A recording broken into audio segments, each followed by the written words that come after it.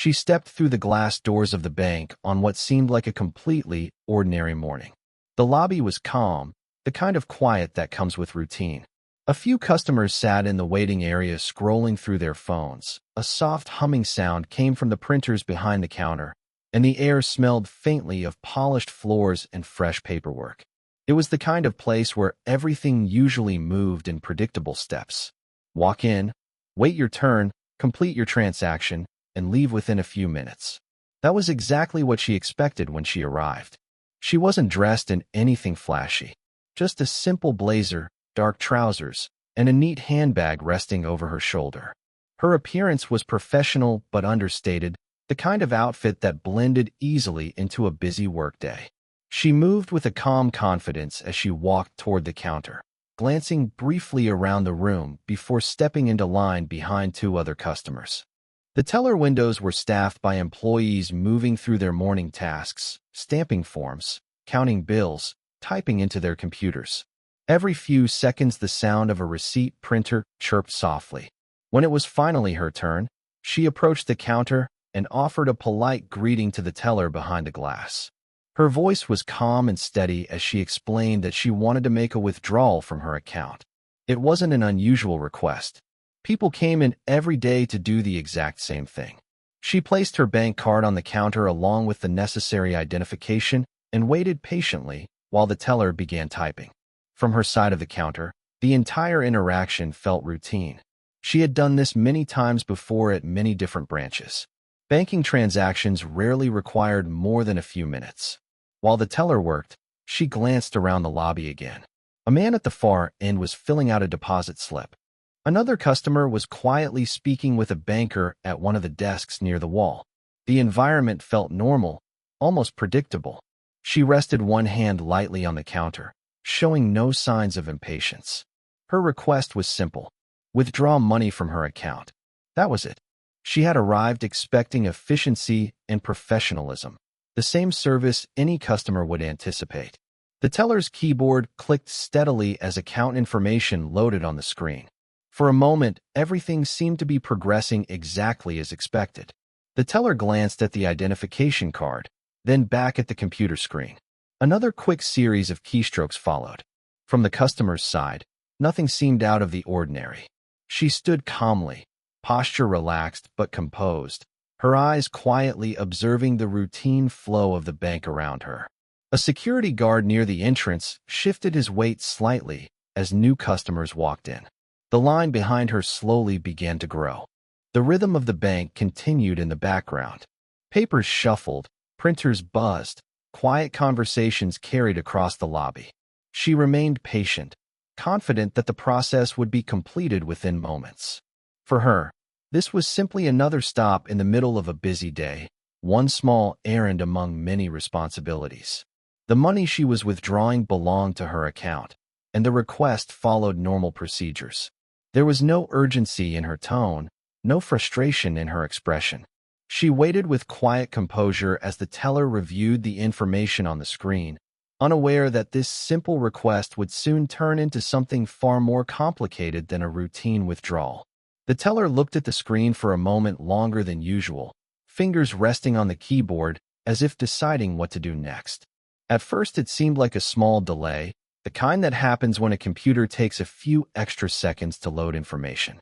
The woman waited patiently, still calm, still expecting the transaction to move forward any second. The teller glanced once more at the identification card on the counter, then back at the screen. Her expression shifted slightly, not dramatically, but enough to signal that something had caught her attention. She leaned a little closer to the monitor, reading carefully as if verifying a detail. Another employee at the next window noticed the pause and briefly looked over before returning to her own customer. The teller typed a few more keys, then stopped again. The atmosphere around the counter subtly changed. It wasn't loud or dramatic, just a small shift in energy that could be felt in the silence between actions. The woman standing at the counter remained composed. She had no reason to feel concerned. Her account was legitimate, her identification was valid, and she had followed the same process many times before. Still, the teller picked up the identification card once more, examining it carefully. She compared the photo to the woman standing in front of her, then glanced back at the screen again. Her eyebrows tightened slightly. "One moment, please," the teller said quietly, her voice polite but cautious. She stood up from her chair and stepped a few feet away toward a desk behind the counter where another employee was working. They spoke in low voices, too soft for the woman at the counter to hear clearly. The second employee leaned forward to look at the monitor from a distance, then whispered something back. Both of them glanced toward the woman waiting at the counter before returning their focus to the computer. The delay stretched longer than a normal transaction would take. Customers in line behind her shifted slightly, adjusting their bags and checking their phones as they waited. The woman remained patient, her posture still calm, her hands resting lightly on the counter. The teller returned to her seat and began typing again, this time more slowly. She studied the screen carefully, as if searching for confirmation. Another glance at the identification card followed. Then she asked a few additional questions. They were simple questions, but they carried a tone of doubt. She asked the woman to confirm her name again. Then she asked for the address listed on the account. The woman answered each question clearly and without hesitation. Everything matched the information on the screen. Still, the teller didn't proceed with the withdrawal. Instead, she paused again, clearly uncertain. Her fingers hovered over the keyboard as if she were debating whether to continue. The woman noticed the hesitation but kept her voice calm when she asked if there was a problem. The teller quickly shook her head and said she just needed to verify a few things. She picked up the identification card once more and turned it slightly under the light, studying it carefully.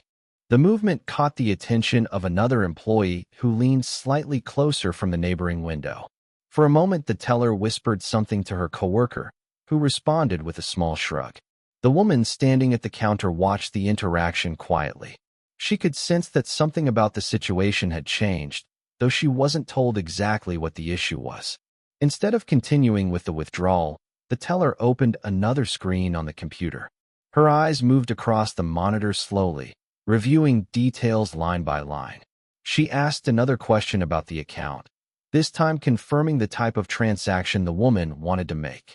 The answer was the same as before, a standard withdrawal. Nothing unusual, yet the teller still didn't finalize the request. She leaned back slightly in her chair and looked once more at the identification card, then at the woman's face, then back at the screen again.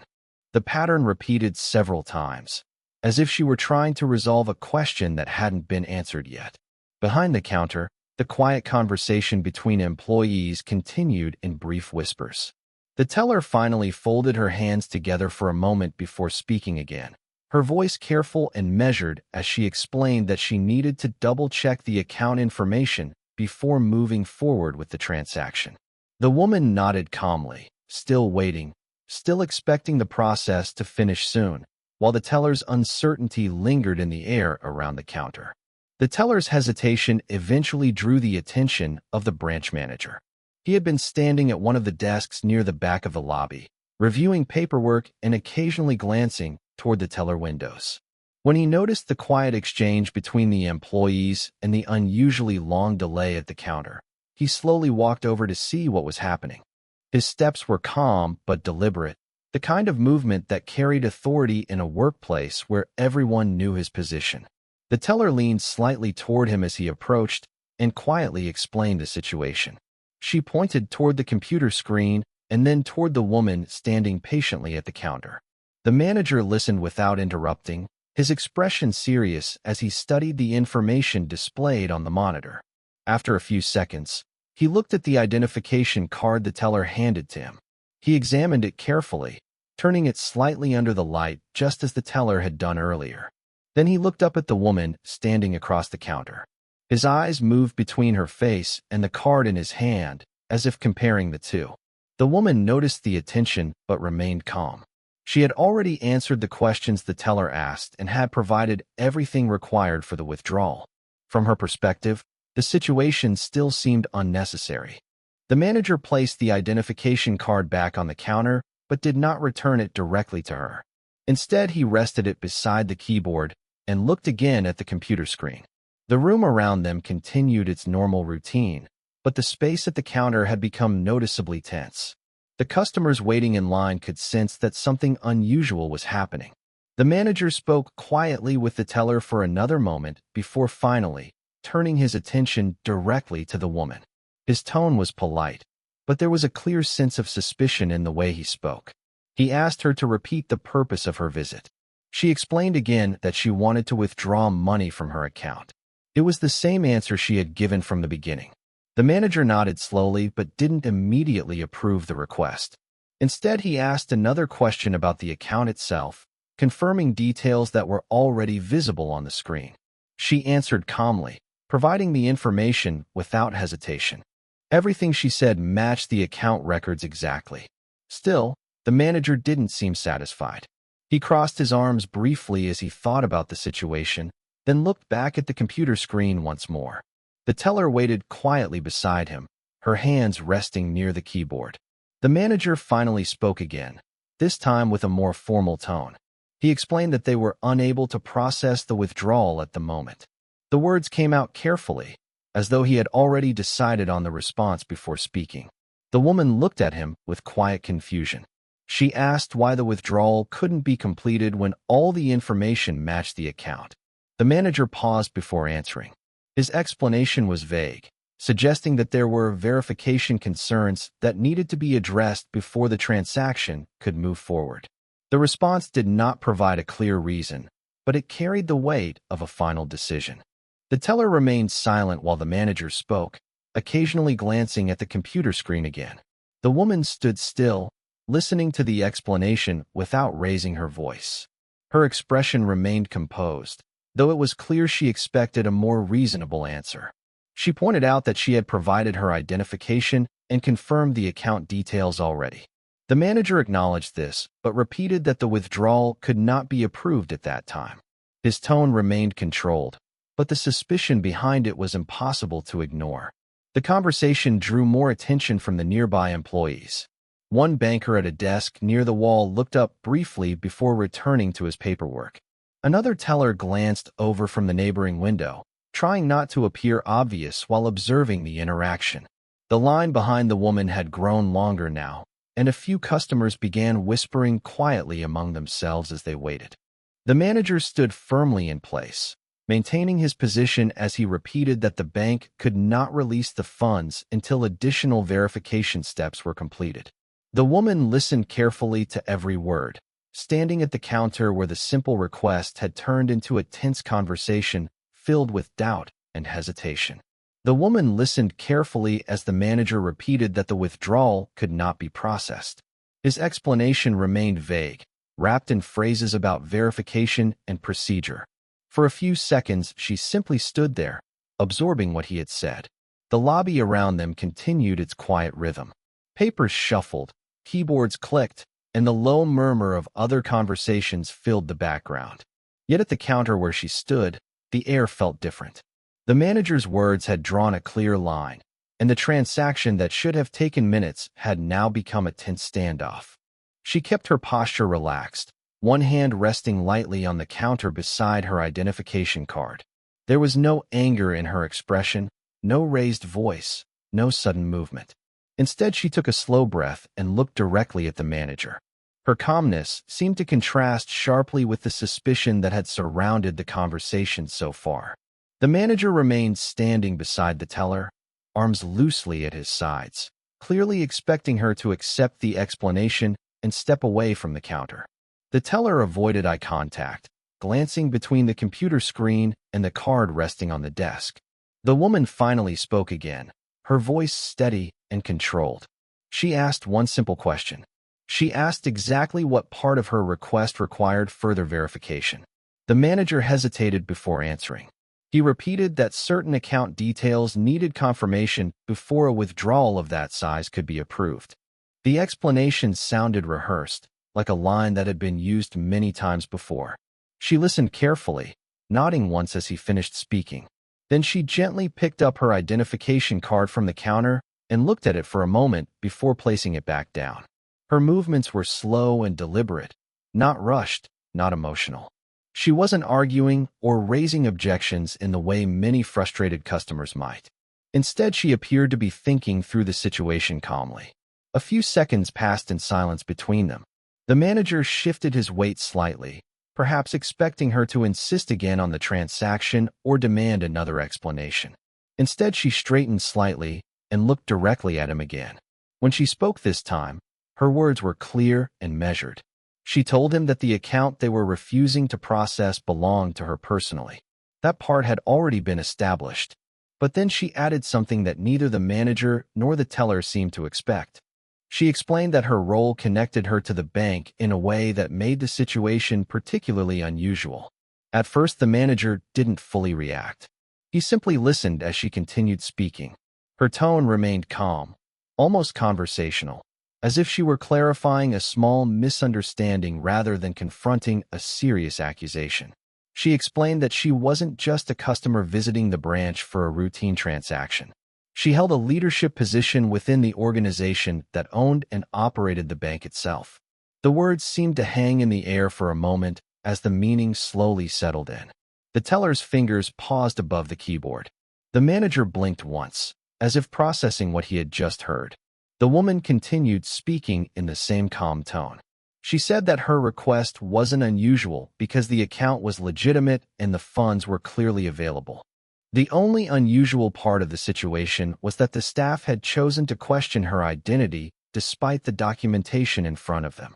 She explained that she understood the importance of security and verification procedures. Those safeguards were necessary in any financial institution. But she also pointed out that those procedures should be applied carefully and fairly, without assumptions about who a person might be when they walk through the door. The manager's posture changed slightly as he listened. His confidence from earlier had softened, replaced by a hint of uncertainty. The teller quietly glanced at him before looking back at the woman again. The woman finally spoke the sentence that clarified everything. She said that she was the chief executive officer of the company that owned the bank. Her voice didn't rise when she said it. There was no dramatic pause, no attempt to embarrass anyone. She simply stated the fact as plainly as she had explained every other detail since arriving at the counter. The words carried a quiet authority that filled the small space between the counter and the employees standing behind it. The manager remained still for a moment, looking at her with an expression that had completely changed from the suspicion he showed earlier. The teller's hands slowly lowered from the keyboard as the realization began to spread across her face. Nearby employees who had been quietly observing the conversation now looked more closely, sensing that something important had just been revealed. The woman stood calmly at the counter, her posture unchanged, her voice steady, as the truth of her position settled into the silent space around them. For a moment after she spoke, no one behind the counter moved. The sentence seemed to settle slowly across the room, as if the meaning needed time to reach everyone standing there. The teller's eyes shifted from the woman's face to the manager beside her, searching for some reaction that would explain what she had just heard. The manager, who only moments earlier had spoken with firm authority, now stood unusually still. His expression changed in small, noticeable ways. The certainty that had guided his earlier decision was gone, replaced by a quiet uncertainty that spread across his face. He looked back at the woman, studying her again, but this time with a completely different focus. It was no longer a look of suspicion. Instead, it was the careful attention someone gives when they realize they may have misunderstood a situation. The teller slowly picked up the identification card again and examined it more closely than before. Her eyes moved across the name printed on it, then back to the computer screen, then again to the woman standing calmly at the counter. Her fingers hesitated over the keyboard, as if she suddenly felt unsure about every step she had taken up to that point. The nearby employees who had been quietly observing the situation now looked openly toward the counter. One of the bankers at the desks near the wall leaned slightly forward in his chair, trying to hear what had been said. The security guard near the entrance glanced over as well, noticing the unusual stillness that had replaced the earlier conversation. The manager finally cleared his throat softly, breaking the silence that had settled over the counter. He reached toward the computer and studied the screen more carefully than before. The information that had been there all along now carried a new meaning. The name attached to the account was no longer just a line of text in the system. It was connected to the person standing directly in front of him, someone whose position within the organization was far more significant than he had realized. The teller typed a few keys slowly, navigating through the account details again. Her earlier hesitation had been driven by doubt, but now it was replaced by careful attention. Every line on the screen seemed to confirm what the woman had just said. The account details were accurate. The identification matched. The transaction request was legitimate. The realization spread across the teller's face in a quiet expression of surprise. She glanced at the manager again, waiting for guidance. The manager's posture had shifted noticeably. His shoulders straightened, and his tone, when he finally spoke again, carried a more cautious respect than before. He asked the woman to repeat her statement, not because he doubted her words now, but because the moment itself felt too sudden to absorb all at once. She calmly repeated that she was the chief executive officer of the company that owned the bank. Her voice remained steady, unchanged from the moment she first arrived. The employees behind the counter exchanged quick glances with each other. One of the tellers at the next window quietly whispered something to her coworker, who responded with a look of disbelief. The line of customers waiting behind the woman had grown longer, and a few of them now watched the scene with curiosity, sensing that something unusual had happened even if they didn't know the full story. The manager looked again at the computer screen, scrolling slowly through the account profile, as if confirming every detail personally. Each piece of information aligned perfectly with the woman standing in front of him. The teller's earlier uncertainty now seemed painfully obvious in hindsight. What had begun as a routine transaction had turned into a moment that none of the employees at the branch had expected. The realization that the person they had questioned, delayed, and refused to serve was actually the top executive connected to the bank spread quietly through the staff members nearby. The atmosphere behind the counter shifted from suspicion to stunned awareness. Conversation stopped, keyboards fell silent, and the ordinary rhythm of the bank lobby slowed as the truth settled over the employees who had just witnessed the unexpected revelation standing calmly at the counter. The quiet realization spread across the branch in a way that felt almost physical. The normal sounds that had filled the lobby only minutes earlier seemed to fade into the background. Keyboards that had been tapping steadily went still. The low conversations between employees stopped mid-sentence. Even the soft buzzing of the receipt printer seemed louder now that everything else had fallen silent. The manager remained standing beside the teller, staring at the computer screen as if reading the same lines over and over again.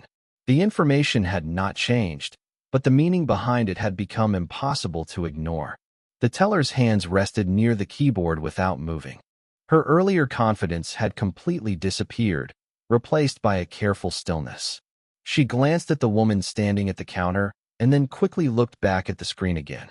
Her expression showed a mixture of surprise and embarrassment, the kind that appears when someone realizes a mistake too late to quietly correct it. The employees at the neighboring windows had stopped their work almost entirely. One teller held a stack of bills in her hands without counting them. Another had paused halfway through printing a receipt for the customer in front of her. Their attention had shifted toward the center counter where the conversation had taken place.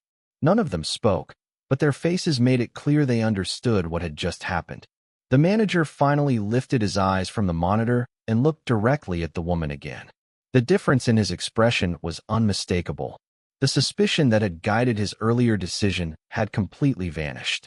In its place was a careful awareness that the situation had taken an unexpected turn. His posture had changed as well. The firmness that once defined his stance had softened, replaced by a quiet caution. The woman, however, had not moved from her position.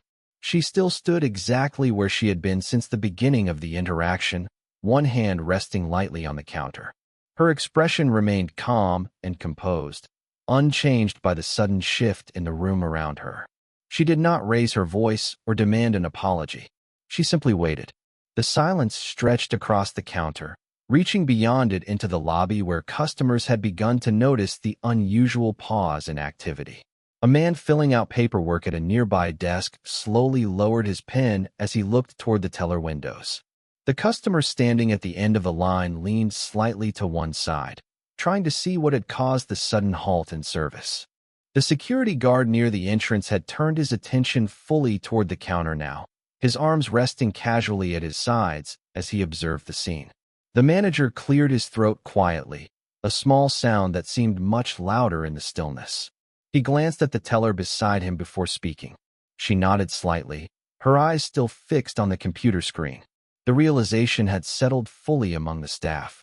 The person they had questioned, delayed, and ultimately refused to serve was not just another customer who happened to walk through the doors that morning.